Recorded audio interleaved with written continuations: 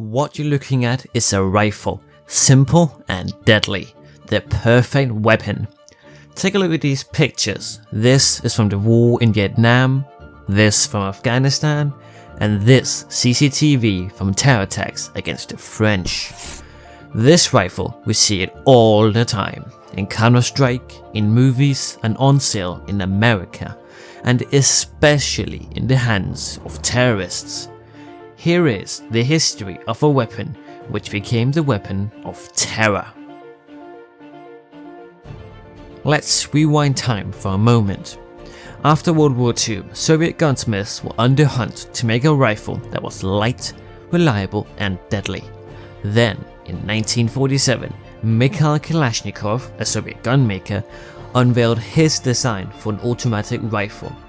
And it had all that was required of it. It was light, it was reliable, and it was easy to handle. He called it the AK-47, short for Automatic Kalashnikov 1947. 3 years earlier, the Germans made the first modern assault rifle, the STG-44, and it worked wonders. So, the AK was loosely based on it. That is right, they have a striking similarity. But the AK-47 is so much better. It was short, reliable and more ammo. Since then, there's been so many versions, and production has spread to the allies of the Soviet Union. Over 75 million AK-47s were produced during the time of the Soviet Union. But it was outside of Russia that the AK-47 really became known. In the 60s and the 70s, the Vietnam War was raging on.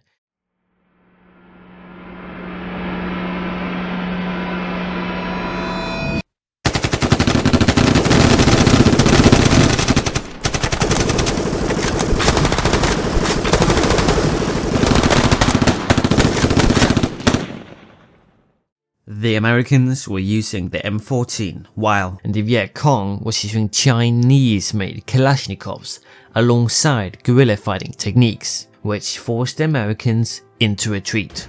The AK-47 was more effective than the American M14, which was too long and too fragile for the Vietnamese jungle.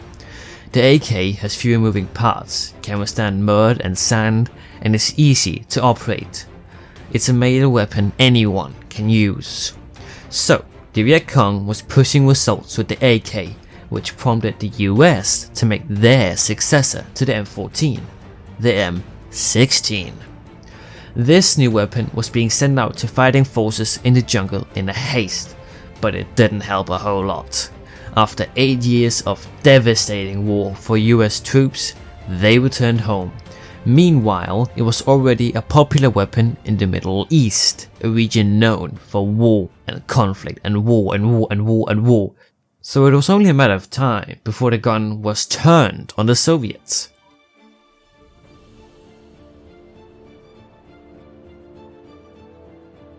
When the Soviets invaded Afghanistan in December 1979, it sent millions fleeing and pushing the Mujahideen rebels into the countryside, where they began to fight back.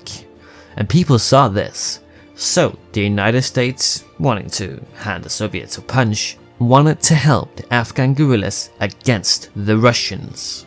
The CIA sent AK-47s to rebel groups in Afghanistan and instructed them on how to use them. Then the US could deny they were ever the ones that helped the Afghans. Because they were Soviet weapons, which the US doesn't have. Once again, the AK-47 became a symbol of rebellion against a stronger opponent, a true resurgence weapon.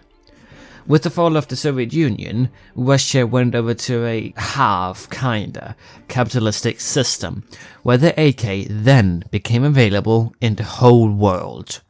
There are about 200 million worldwide. On the black market, they are available for between $700 to $1,500. They are cheap and easy to use, perfect for militant groups and soldiers in poor countries. In Africa, South America and the Middle East, the AK spreads devastation. In pop culture, the AK is often glamorized, celebrated in blockbuster films, video games, and even mentioned in music. Characters like Rambo use the weapons as a symbol of raw power. While many see it as a weapon of rebellion and coolness, the reality is that every time a 7.62 round is fired from the AK, it's not a part of an action scene or game score. It's a projectile that kills. The number of AK-47s is increasing. Over 1 million are made every year. The AK-47 outlived its creator and even the Soviet Union itself. Today it's used as a tool for freedom, for fighters, tyrants, soldiers, and, of course, in America, armed civilians.